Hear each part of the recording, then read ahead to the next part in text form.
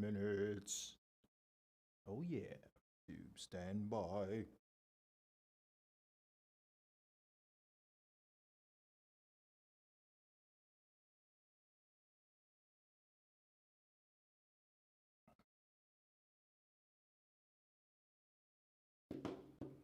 Get everything going here.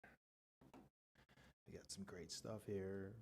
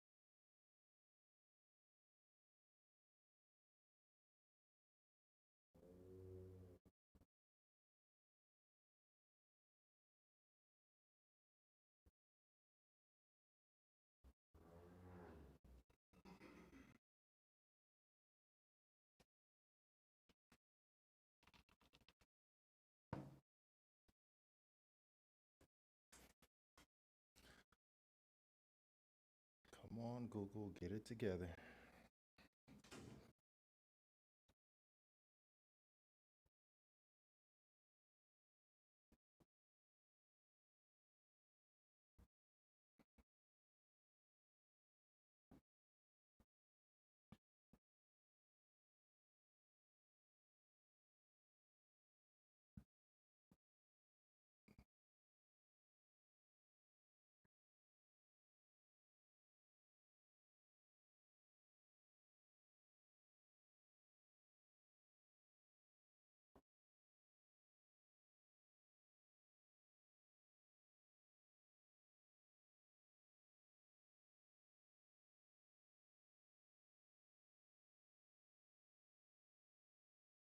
No sound.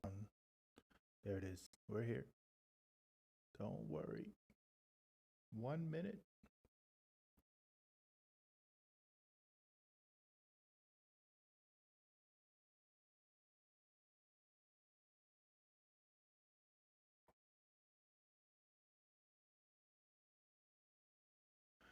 Get all this stuff put together. Yeah.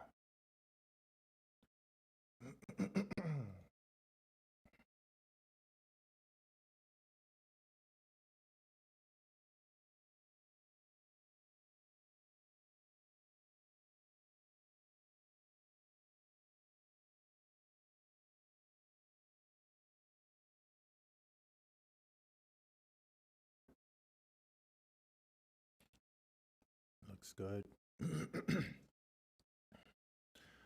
Less than a minute left, going live. Great information to cover today.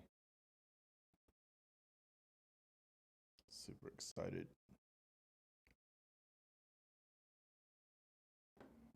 What's happening here? Close that out, close that out.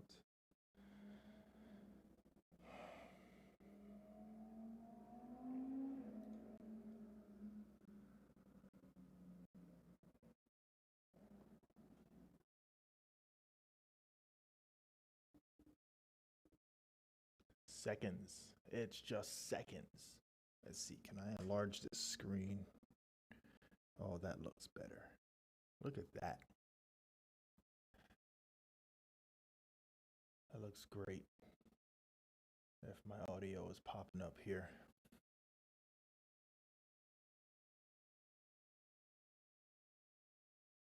Three, two, one. Here it is. Live. Justin R. Harris. Hey, welcome back, guys. I like that little countdown. It's kind of cool. See this thing right here, the YOLO Pro.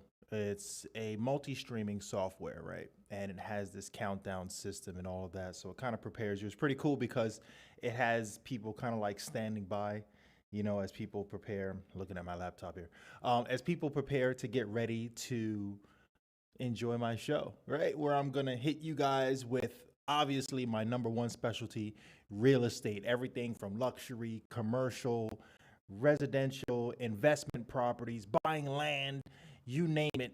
I love it. Crypto has been weird lately for those that are in that game. Donkulous. Like seriously, the way it's dropping right now in the market is insane. A lot of people obviously they have their strategies on what they're doing to stay in the game. Uh, you're either holding or you're dropping, right? Some people are buying more because they're buying low investment, and there's a risk like anything else, right? And then you guys know I also trade. So we talked a little bit about that as we came into the new year. This is now officially, I say, the second weekend of 2022 as things get hot and heavy, especially with real estate. Today is special because I wanted to talk about investing in land and developing that land into a multifamily purpose, right? So that you turns. And when I say immediate, I mean within the year, right? A year swings through pretty quickly, right? So that's the goal with today's topic. We're going to talk about determining your budget, right? We're going to identify your land. So what are you doing to identify your land? We're also going to confirm the usage of the land. Just because you see, some grass somewhere that you think is for sale, maybe it is for sale, and you think what is the most awesome idea, right, to put there, doesn't mean that you are allowed to, right? So that we're going to learn about that. Also, putting together a team. You have to have a team, like with anything you do, whether it's sports or cooking in a restaurant, serving food, right? A business, to building. You got to have a team, and your team, everyone needs to stay in their lane and do their job in order for the overall goal of the team to be successful, right? And then we're also going to determine a deadline because, right, you have to have hard dates when you are doing a build, okay, specifically with, developing. If you're not setting hard dates and sticking to them, having your deliverables, you will most certainly fail. You will run out of budget before you finish your goal. And that's not nice, right? And then after that, we're going to talk about what that ROI is going to look like, your return on investment, right? What is that going to look like after building it from dirt to actually having a soul living in your structure, right? So we're going to talk about that whole thing and break all that down. We're going to switch screens. We're going to go into some things. Actually, I'm only going to switch screens one time. I'm probably going to keep this beautiful screen right here. And I guess there's no real reason for me to switch it up right now. As I'm looking at this, I'm looking at my notes. It's really just going to be you staring at my pretty face. Maybe I'll have the calculator up. I don't know. So you guys can see the numbers as I'm typing through them. Maybe that'll help. Some people like, that visual thing. Maybe you just want to stare at me and my pretty beard that I'm working on right now. You guys see it's gorgeous, right? And we're going to get through all of that. It's not a lot of notes. I do encourage that you guys reach out, ask me questions, shoot me a message.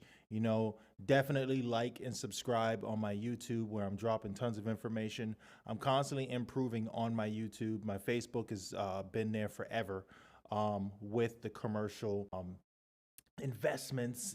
I love the game, and now I'm looking into the athletic side. I'm dealing with quite a few professional athletes and how they are structuring their investments. They make this great money, but no one's guiding them, especially our young athletes coming out right now. They have no guidance. They have family telling them what they should do with their money and what they think. And honestly, you should not be taking advice. You can love them, but don't take advice from them if they are not already where you want to be. Does that make sense? Because that means that they have actually achieved that goal so they know the steps, right? So why would you take advice from someone who doesn't know the steps and they have an idea of what it takes to get there? So let's not do that. Let's get right into it.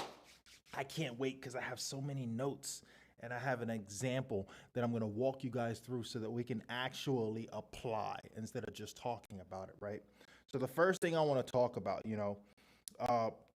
with these topics alone briefly, and I will be brief with some of it because there are some real intricate steps when it comes to getting ready and doing what you need to do to build, right? When people go through these steps, there are so many steps that are involved, and there's a lot of politics involved too, because you're dealing with a lot of moving parts, a lot of people who want to be the chief, and sometimes there aren't enough Indians that just take on the job. You know the term. Hope I'm not offending anyone because I don't mean it in that sense. And what I mean is that simply there are a lot of people that want to be in charge and no one that actually wants to just go out and do what they're supposed to do, right? They want to take on that role. So, we're going to get a lot more in depth with what we are discussing today, and understanding the details that are involved. And the first detail, before you even get started, what do you have in your pockets, right? How much money do you have? How much can you afford? What makes you think that you're going to buy land, right? So once you've identified that, let's say for whatever reason you have an inheritance, you hit the lotto at the gas station, I don't know, and you have quite a bit of chunk of change, right? You have to ask yourself, what it is that you're capable of doing. Lenders will help you, and there's several lending programs. If you don't have 100% liquid, which means you don't have all the cash, liquid is cash in monetary lingo or jargon, if you will. And so what you want to make sure is that you're aware of your purchasing ability, whether you have tons of assets already, you're going to refi on some property you have, right? You're going to go and cash out on your 401k or something like that, which there are options involved with that too. Sometimes if they're depending on which 401 you're with, and if you're moving money as an investment over to another type of investment, that's not my specialty, but if I'm not mistaken, there are ways of moving that money over without getting double taxed and stuff like that. So definitely speak to a financial advisor, which I am not, so that they can guide you with that, right? So let's say you've identified a piece of parcel, and parcel meaning land, for those who don't know, right? I'm not going to assume you do. So let's say you find that land, you're like, yes, this is the one. You are the one, right? So you go there and you take a look at it, and you walk it, and you're like, I know what I can do here. I saw something that I really liked, and I think this would be so awesome right here. And so now you're dreaming, right? You're definitely dreaming. So from there, what you want to, and you're not going to take this on by yourself. This is where you get a specialist. This is, especially if you've identified the land, get yourself a competent real estate agent. One thing that people do that they don't realize why they set themselves up for failure is because they don't delegate their time. Whatever it is that you do for a living, continue doing that. You have a new goal, a new idea. That's what people go and become specialists for. Why? That's why, right? And it's because that person is going to be able to alleviate that stress so that you can continue doing what it is that you're good at, okay? And let that person take on the task, in this case, your new investment endeavor, right? And get all the questions and answers and information that you're going to need answered and asked, right? So that you don't have to, so that they can report back to you. You for sale by owners, you guys are killing me. Just because I don't get it. They're like, oh, because I'm trying to make more. I have to rant on this real quick because I'm not understanding you guys right now. You want to make more, but you don't want to be realistic about the asking price, but you want to sell faster. No, you want to sell faster, have an agent do their job, they're going to get the best price for you. They're going to negotiate on your behalf because they're looking out for your best interests. They're also going to make more because you make more. So it's all relative. Why would that agent take the lower deal and not help you make more? So they're going to screw you just to screw themselves, just to make a small paycheck? No, that's not the name of the game here. Common sense. All right, I just went way left field, but you guys understand what I'm talking about. Stop trying to do everything. Find someone you trust, find that agent you trust, and in this example, let them do the research on your land, okay? So that they can take your investments, right, and help actually make it come into fruition, make it become real, right? And if it doesn't become real, then it's just a dream, right? So let's set some goals. Let's start appointing people with jobs, right? So this agent, they go, right? They identify the land. What are they going to do next? They better now verify usage, right? Because the land could only be zoned for residential. And this is where cities have little pieces of pies cut up all throughout the city, okay, and county and state. And they have an idea of how they want that area to develop. And it needs to be within the scope of the direction of the growth of that city. This is their future planning and zoning, okay? Every city has one, every county has one above them, okay? For the unincorporated areas, in some cities, they have them where they're maybe involved, but not 100%, because if the city is involved, the county kind of takes hands off. It's a little bit of a give and take, depending on their agreement per city. Okay, there are some politics involved with that, but it's very important that you understand that. All right, getting involved with that is your first step in determining whether or not the land that you've identified is actually useful, right? So, okay, we've identified it, right? We found the land, it's in a great area, and it is zoned multifamily. A good indication is look at what's next door, front, left, back, forth, right? North, south, east, west. What's around that property is going to help you understand in the beginning what you could probably do, okay? Now, yes, people talk about rezoning and things like that, and I got news for you. You can spend a lot of money applying to rezone and stuff like that just to get your feelings hurt. Okay, so to avoid that whole process and loss in time because the city votes on it or decides, you know what, let's go ahead and let this person put a pizza joint in the middle of a residential community, whatever. No, don't do that. Okay, don't waste your time. Don't waste your money. Don't force the wheel. Okay, you're going to spend a lot of money and get a lot of resistance for no reason at all. So please don't do that. Okay.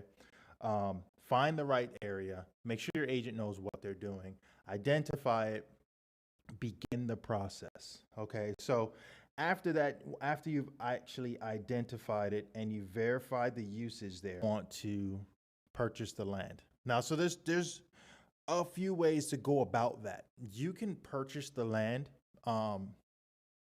and buy it outright cash, right? And then from there, go on to do the build and stuff like that. There's another option. There are some lenders that will do the land acquisition and the construction build all in one tight little bow, nice little package, right? So those options are available to you.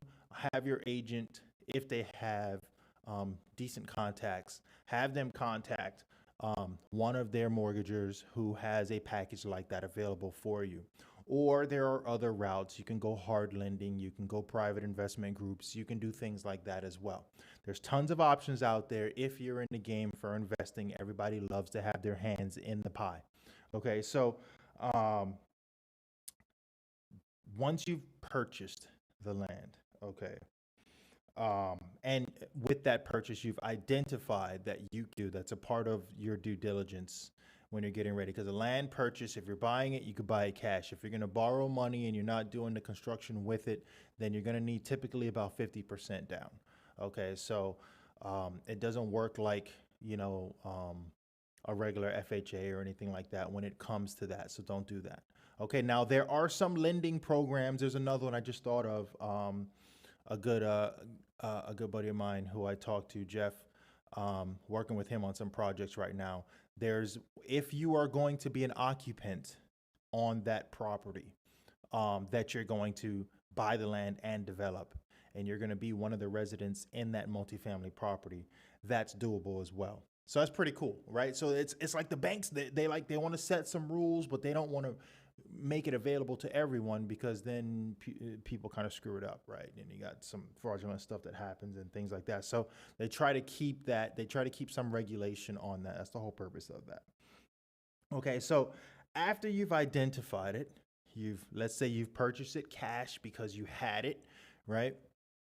Maybe you sold a nice chunk of property, some investments. Remember, we spoke about having assets. So let's say you sold them, and I would say let's say you sold some investment property. It's not your primary property, and you wanted to do something like a 1031 exchange. Make sure that this can fall under the category, and I'm not too sure you would want to consult an intermediary, is a person who handles something like that, where you would be able to do a build and development and then get the CO, which is the,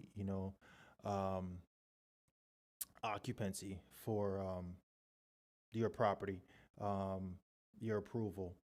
And you want to make sure that it follows under their guidelines. They have quite a few guidelines in there, and I'm not a specialist with that, so definitely consult with them. So I had to think about that for a second. I'm like, you know what? No, I don't want to give you the wrong information on something that I don't know. I'm not going to speculate something like that. Don't play with your investments. Make sure you understand how you can move your money in the best way possible without paying too much to do so, because if you don't know the right people, then you know the wrong people. Does that make sense? Because with that, it's the simple saying, you don't know what you don't know. So save your money, ask the right questions. No question asked is a stupid question, right? So looking here at my notes, now you want to assemble your team. Okay, what do you think you're gonna need? You got this land here, and you're like, okay, so now what? Well, you want to build it, right? So to take that step and to build on it, you're going to need someone who does buildings. Well, that's a general contractor. Make sure they're licensed and all that great stuff. Better than that, make sure that they have done this before. Make sure they have built homes, right? They've built multifamily. They're relevant. They're not someone who lives out of their pickup truck and takes on a job here or there. They've had a GC license forever, but that's about as good as it gets, right? There's a lot of stuff that goes out there. That whole game is it's different. Make sure you familiarize yourself with the right people when it comes to that as well. The next thing is you want to have an architect. Some contractors already have one on board with them. They work like tandem. Some will, third party it out and find it for you, or you find one, or you have someone that you're going to use, but you're going to want to have an architect that's going to do a lot of their due diligence as well. So you have two members right there. Your architect is going to tell you all the materials needed depending on the quality of the build you want and all the details involved with that lot. They are the very detail-oriented person. The contractor takes that menu of all those things, material list, specs, and all those things, and they're the one who take the bull by the horns and go out and hire the crew and get it all done, right? So in this case, you're going to need those two people, right? So now we're building our team. You got your architect, you got your general contractor. Who else you're going to need? You're probably going to need like an assistant, right? And the assistant is someone who can run around and they're staying on top of emails and stuff like that. Maybe that assistant is your real estate agent, depending on their aptitude of where they are. If they're still involved after the land acquisition, and let's say that you're hiring them on so that they can be the ones between you, the buffer between you and the contractor and the architect, back and forth with the emails and so forth. And then sending out those extra emails and things like that. All of that's involved, right? So maybe you want to have someone like that you can pay on the side or hire them to do something, like that. Then you want to have an accountant. and you want to have someone like an accountant, actually not someone like an accountant, you need to have a damn accountant, okay? Because you have to keep your books balanced. Don't try to do this. I keep telling you, do not take on these tasks when you have whatever you do for a living already as your forefront, okay? You want to focus on what keeps food on your table and what you're doing, and don't go away from that, okay? So stay focused. Stay on your task with that. Let people do their job, right? That's very, very key. Um, After that, I really don't think you would need to hire anyone else at that point. Um, Obviously, there's a job for everything, but at this point, those key people can get the job done, right? They can send the emails, they can go to the cities, they can go to the counties, they can get everything going. The architect's going to go and verify everything that we've done beforehand, usage, soil tests. They're going to order that stuff, tell you what needs to be done. The contractor's going to go out there. He's going to send his gopher to go and file the permits. He's going to have his team. They have each one, you have to remember, has their team below them. So now we're starting to create this hierarchy.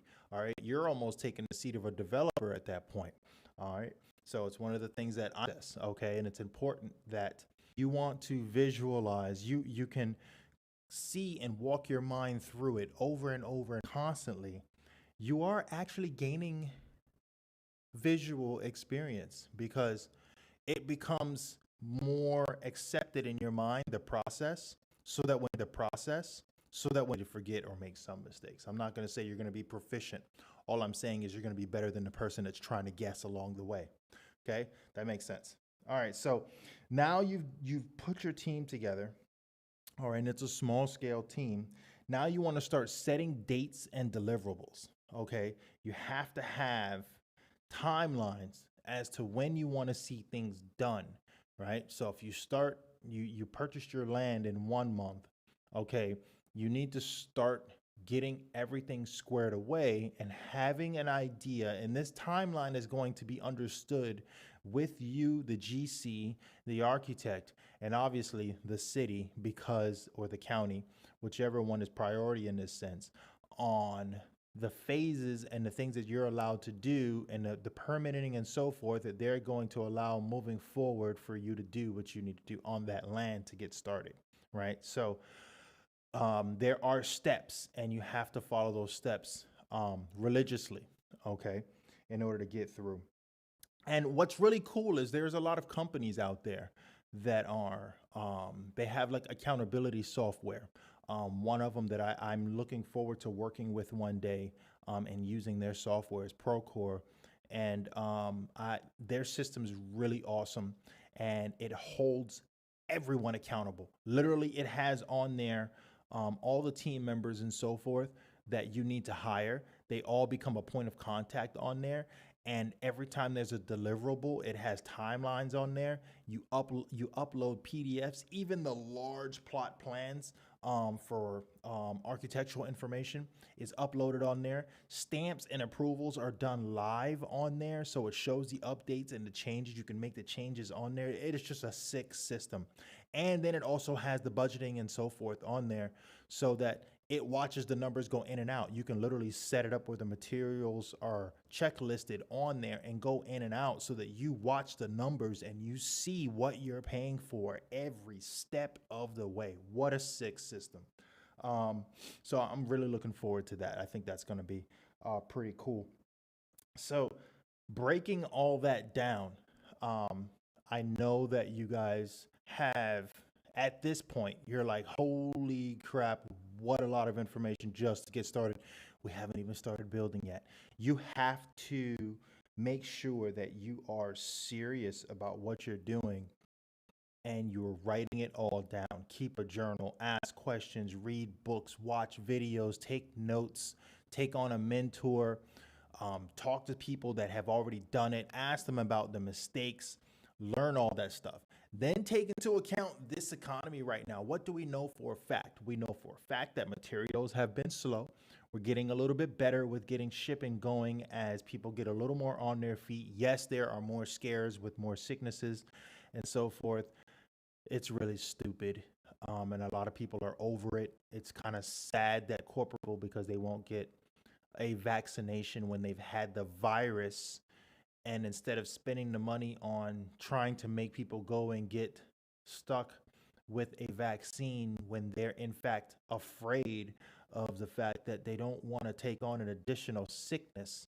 We all know everything that we do has a serious adverse um, effect, and the probability of those chances, we've seen it. We're seeing, myocarditis and all these different things happening, people, and the ratios with that. I mean, there's no reason for children to now start developing that just to avoid a sickness, when in fact we were the main people saying their immune system was more robust than ours in the first place. It just gets real stupid.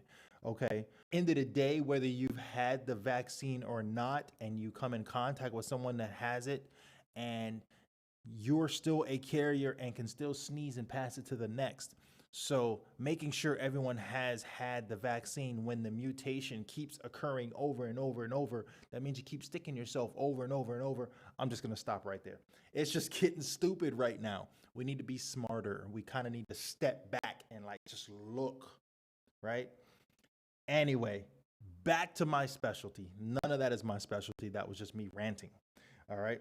So I told you everything that you need to do to get started. I told you what you need to do to focus and how to structure a team. And we kind of briefly went through those things. I can tell you that there are so many. I mean, I have here pages and pages on stuff that I constantly read and look at as I'm trying to become more proficient as a developer, taking on larger scale projects. But I mean, just my checklist alone. First, it's financial budgets and considerations. You got a budget form. You have an operating budget form. You have a development cost budget and cost statement. You have an estimate of funds needed. Then you have your balance sheet, because you need to balance it all out. You have a statement of budget, income, and equity. So you need to determine those things. And then you need to be ready to apply for whatever loans and stuff that you're going to need. Your credit needs to be good. You need to have assets. You need to be ready to get going, right? Then you have your next step when you're putting your plans together. You have the subdivision and regulations to consider when I told you that, right? So you're looking at the zoning and what the city will allow and things like that. Components of construction plans for land development. So you need all the idealistics involved with that, right? Components of final project development plans, right? Agency approvals that may be needed. Components for a project design, preliminary plan, checklist for minor site plans, submission for requirements of final plats, right? So I didn't even get into that. So you bought your land, right? You put your team together. You have something called impact fees. Before, you can't just go out there and just start digging in the ground, right? The city may require you to do a survey to make sure that there's nothing living on there that is an endangered plant, species, what have you. There's a habitat there. There's a turtle family that has started a home on your land. You got to relocate those guys. You got to pay for a group to come out there and gather them up, take them to a new area where they can be released into the wild appropriately. All these things. If you have, whatever's on that lot, the soil needs to be tested to make sure that it doesn't have any kind of dumpage or anything in there that someone may have done in the past. Those things are very important. So you have to have your environmental studies and so forth. I almost missed all of that, and I hate for you guys to think that that's not a part of the process when it is. Make sure your land is good to go. Then you can dig it in, get rid of what you don't need there, clear it out. Okay, then they bring back in dirt, rocks, and so forth. So when you see the piles and all that, sometimes they're able to reuse what is there. Sometimes they can't, okay? Sometimes you can leave some trees and not take them all out, depending on what the architect requires for the build, and also what the city requires. I'm sorry, I almost missed that. Some cities require you to have a certain number of trees on your lot, okay? What types of trees, all right? Because of the look of the city that they want. All right. So when I told you the city is very much involved, they're very much involved. Okay. So now that we've covered all of that glorious information, and some people are probably overwhelmed and like, you know what, Justin, I'm out. I'll just buy it when it's already built. You could do that, right? You're going to pay premium, but you could do that, right? It's kind of all relative in a sense that, You could pay for it one way or you could pay for it the other way, but either way, you're going to pay for it, right? So it's what process, what part of that process do you want to be involved in, and what type of investment are you taking on? I talk with a lot of people that are very affluent with when it comes to land and so forth, and a lot of them tell me, yeah, flipping is great and this and that, but the name of the game is buy and hold, right? And what are we seeing in this economy right now? The rental side of the economy is crazy. A lot of landowners that I know, they're like, you know what, screw it, I'm not selling it anymore. I'm going to build on it and just take on tenants. Why? Because they know that they can make a premium right now. There's very, very small amount of homes that are available. And as a result of the small amount of homes that are available, these people are paying for whatever they can to live, and that's going to continue. That's not going to get better. It's not. That there's no better unless a lot of more people die off and all of a sudden we have a lot of vacant homes. So as cynical as that may sound, that's probably the only way that can happen. People are going to keep making babies and we're going to need more places to stay, right? So I've taken you guys on that journey. Let's talk about the build. Let's actually build it now, okay? So I have an example, all right? An example is a real life example that I put together for you because it is something that I'm working on as I'm preparing to propose it, and it is 0.87 acres, 38,000 square foot lot. Okay, the dimensions of this lot are 80 feet by 475. Not that that's important to you guys, but the frontage on the road is 80 feet. The lot runs 475 feet back. Okay, so it is a long lot. It's a big lot. With specifications of this lot, you're allowed in this city, I've already done the research, obviously is what I do, you're allowed to build a quad. Quad means 4 units. What does that mean? Well, I can tell you that on the purchasing side, you can use an FHA loan to purchase a 4-unit building and be a resident in there that's already built. Just so you guys know, you can qualify the same with an FHA loan, all right, then a conventional, and then so forth, even a VA, okay? Now, that's all price considerate, of course. So in the case with this one, we're looking to build a quad on there. It already is zoned for that. And it's also zoned for 3 TDI. TDI means that you are, and I don't have those notes, and why can't I remember what the term TDI means? I'm sorry, I apologize. Slipped my brain. But basically what that means is that the city is allowing for another 3 units. So we can have a quad and then a triplex on this property, okay? For the purposes of this, we're just going to talk about the quad, okay, and how much money that can bring in. But you pay for what you get. So if you build all 7 units, obviously that's one cost. If you build just the 4 units, that's another cost. We're going to talk about the quad for right now, all right?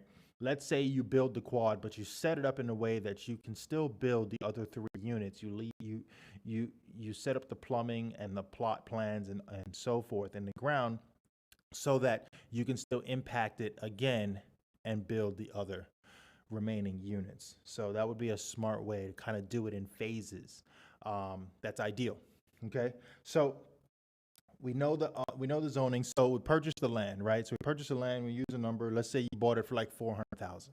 Okay, you bought this lot for 400,000. That's basically $95 a square foot at 38,000 square feet. Okay, so not bad. Okay, that's actually a good deal, by the way, because I think I've seen it as high as 110. Yeah.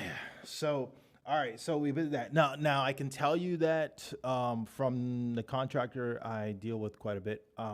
His last quote to me was about $175 per square foot on the build, and that's absorbing his costs and everything in that price per square foot.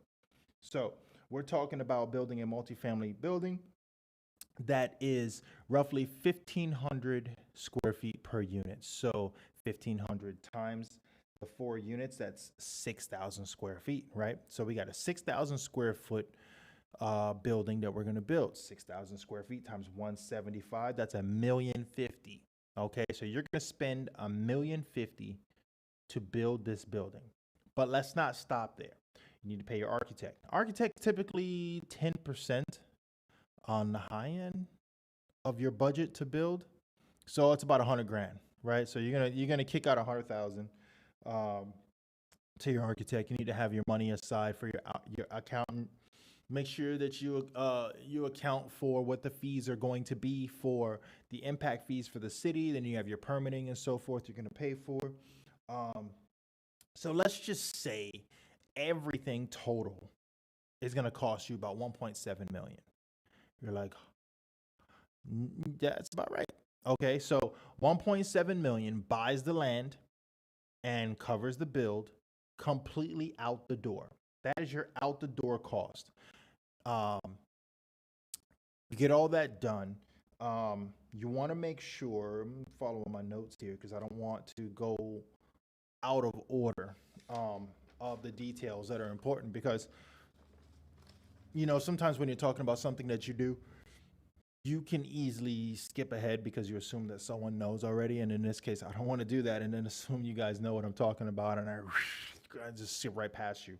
And miss the details, and you're kind of like left hanging, like, but Justin, you didn't say. So you spent 1.7 million on a brand new quad home, right? You got 4 units. You receive your certificate for occupancy and you're ready to go. Now, I told you 1,500 square feet per unit. But after everything is said and done, walls, so forth, sidewalk, all that great stuff, we're more like 1,400 square feet. Okay. All right. So 1,400 livable square feet per unit. All right. So it's funny because when I did my comps, and I'm going to redo it right here on here with you live. And when I did my comps, I remember looking at the 1,400 square foot range, and I was like, oh my God, a year ago, this price was not the same. A year ago, a 2.2 was going for probably about 1,600. That's about right. 2 years ago, a 2.2 was going for like 13 to 1,500. Crazy, right? The jump. Right now, the average, I'm going to show you guys. I'm not even going to tell you. I'm going to walk you guys through it. I'm going to take you guys onto Beaches MLS. I'm going to show you what the average is going for a rental. And this is why people are buying right now, and they're like, man, I could make this money. I want to make this money. So you know what? Before I even move forward and I start telling you this, we're going to do that because I got to show you guys. Dude, I'm just like, I was mind blown. Let's go right on over there. Bam, we're in the MLS. All right, so here it is. So we're going to do quick search. Bam, the map comes up. Right? So we're looking at this right now. All right. Rental properties in the guidelines of the boundaries that are covered by Beaches MLS is 7,300 properties, 7,323 properties. You're like, whoa, that's not a lot. Just so you know, that's not a lot of rental properties that are available. All right. So we're not going to go into type. We are going to say, we're going to narrow down. So we just want to talk about Palm Beach County.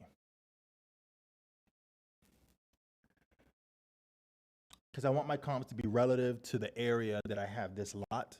Okay, and I'm not going to zero down from there. But look at that, 1,600 properties. Bam, that's already narrowed down to 1,600. Then we want to get the total square feet to be right around what it is that we have. So we're going to say 1,400 to 1,500, just to keep numbers relatively close. Okay, as we narrow down. The results right here, you see my mouse? Over there, results. You see that? 54. And all I did was narrow down the square footage. Okay. Then we're going to make sure that it's a total bedrooms. We want to make sure that these are 2.2s because we're at 1,400 square feet. We just dropped down to 41 rentals in Palm Beach County. Okay. Remember, I narrowed it down to Palm Beach County. I don't know why this zoomed out like that, but that's what we're going to do. There it is. Palm Beach County. All right. So then I want to get rid of some things. We're not doing the 55 plus communities, and we'll leave the rest alone. I don't want to get, because then I start depending on whether or not an agent did their job and actually put the true details in there. So we're just going to drop it right around there. Okay, so we got 38 possibilities. Okay, now I didn't put a cap on the price because I want you guys to see the total price. But here's what I'm going to do. I'm going to narrow down tighter to where my property is, because that's more of the area. Okay, my additional box that put us down to 8, not revealing anyone's private information. We're just going to go straight to the list. Look at that range. 2,500 for a 2.2. What's the lowest we have here? 1,600 new listing right here for a 2.2. But this is, remember I said, we're depending on whether or not an agent did their job. Come on, this is 1,200 square feet, so that's not going to be relative. All right, we said 1,400, so we're talking about 5,500, 5,000 for that one.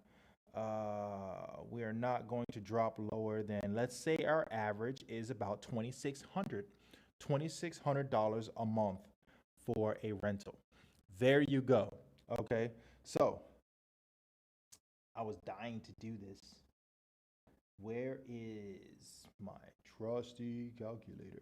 So now you see that number. Let's play with some math real quick. So we know that $2,600 times 12 months is $31,200. That's a pretty great little annual income, right? For that single. And then let's just take that and go times 4, because we got 4 units in there. We're talking about $124,800 a year. That's awesome, right? So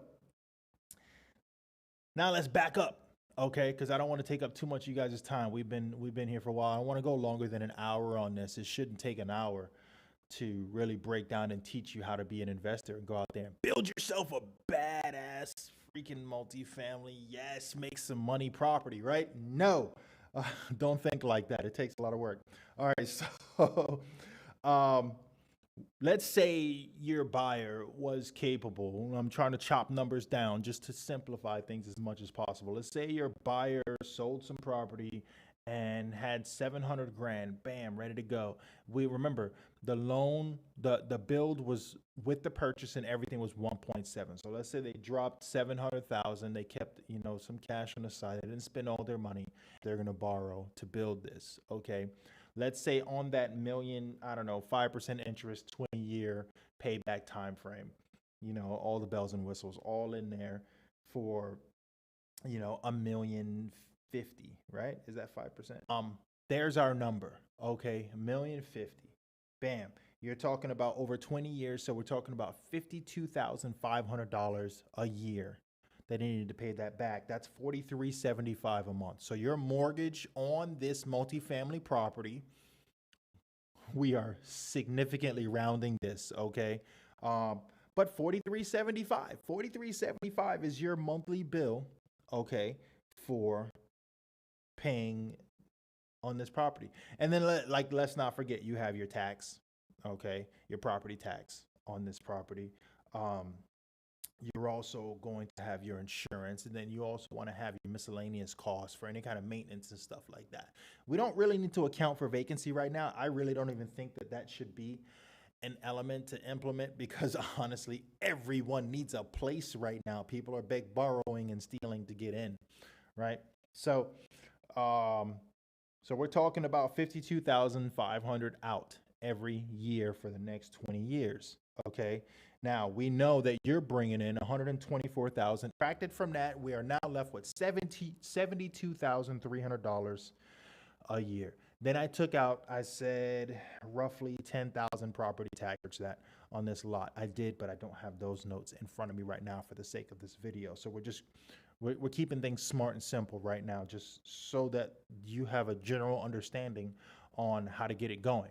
Okay. So let's say we're at $62,300 a year. So you're at $5,192 a month. All right. So let's just say $5,100. You're making $5,100 a month. Bills are being paid. That is going in your pocket. Not bad. Now, with everything paying back, I did it where, let's see, 15 years it would take you to realize your total investment. Now, of that 15 years, you're like, wait, no, that's not possible. Yes, plus 3.5 to 4% annual escalation, because every year with the cost of living that goes up, so does your rent. Okay. So yes, about 15 years is what it's going to take for you to pay back or make back the money that you paid on everything.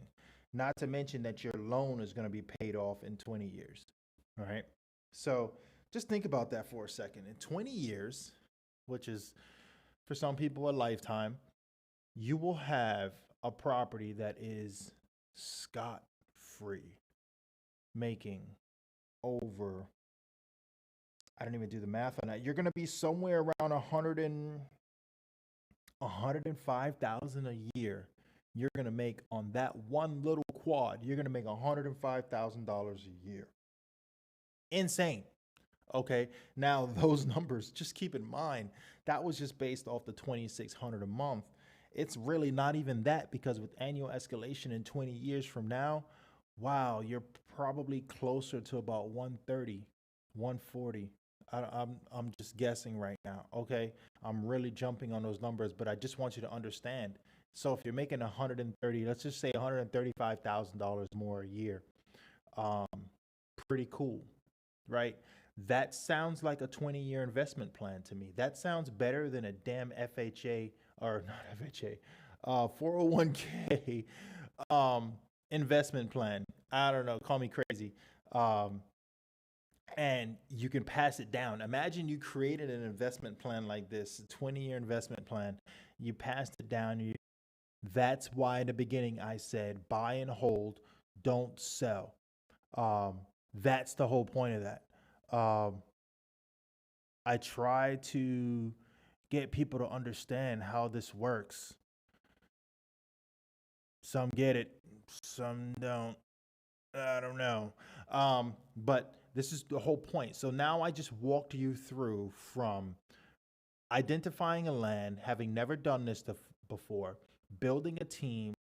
Your team goes out, they all do their job like little minions. They all go out and do their job. Okay. And you have, at the end of the day, profit coming in. Okay. Not a bad ROI at all. Okay. And let's not forget, we didn't fully develop the land. There's still another 3 units you can add in there. Okay. We just did that 26 one time. Let's do that 26 times 7. That's 18,000 a month. Ooh, right? So all I'm saying is guys, the name of the game is land. Investments are great. Crypto is great. All these different things are great. But we physically, as human beings, need a place to place our bodies. We like to collect stuff. We're pack rats. We need to park our cars. We need to collect. We buy clothes. We need closets. We need beds. We want furniture. You need a home. Okay? So what better way to set this up than to do it this way and realize your true returns on how those numbers look, and understanding your timeline, knowing the politics involved, assigning the right people, your team, and getting the job done. That's it, guys. I'm not going to beat it over the head. I think we hit some serious points here. Oh, that's good. So this was a great one today. I just showed you guys a little bit on how that works. Take that and blow it up into an apartment building, and you see what kind of games these guys are really playing, and what kind of money they're really making. Yeah, you pay for what you get. Kick out the money. Thank you guys for tuning in. This was great. I felt like I gave you guys some really serious knowledge. Maybe you see just how in-depth I like to show you guys when it comes to making your money. Hopefully some of you have a new perspective on it and are willing to go out there and maybe take a chance, or maybe even just build some interest. If you have questions, definitely reach out. You know where to find me on my YouTube or on my Facebook. Like and subscribe my YouTube. Like and follow me for tuning in. Next Saturday at noon, I'll be back with some more information. I'll probably update you on what I've been doing with the trading. A lot of lessons there. Definitely a process you don't just jump in.